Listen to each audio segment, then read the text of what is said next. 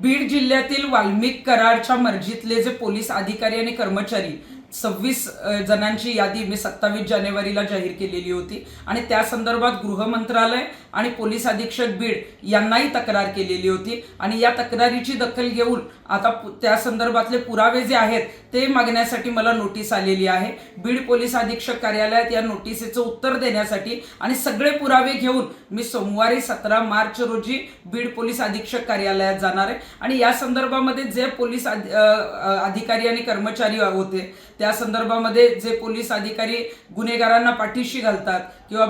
वाल्मिक कराडच्या मर्जीनुसार अनेक वर्षे एकाच पोलीस स्टेशनला जे काम करतात, काही भ्रष्ट आहेत, हप्ते गोळा करतात, या संदर्भातले सगळे पुरावे, काही ऑडिओ आहेत, व्हिडिओ आहेत, काही जणांचे FIRच्या बाबतीतले पुरावे आहेत, हे सगळे पुरावे घेऊन मी आता जे आहे ते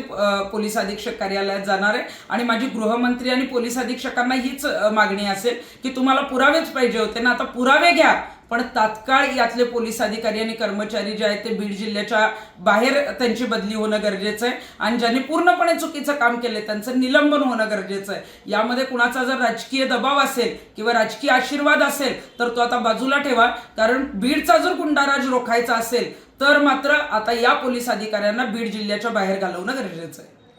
त्या ठिकाणी तुम्ही आंदोलन देखील करणार आहात का ताई? बीड जिल्ह्यात जेव्हा 17 मार्चला मी जाणार आहे तेव्हा पोलिसांना सर्व पुरावे घेऊन जाणार आहे। आमची मागणी तीच आहे की पुरावे दिल्यानंतर तात्काळ आपण कारवाई करावी, त्यामुळे तिथे कारवाई करण्यासाठी जी आहे ती आम्ही मागणी करणार आहोत, तेव्हा कुठलंही आंदोलन आम्ही करणार नाही।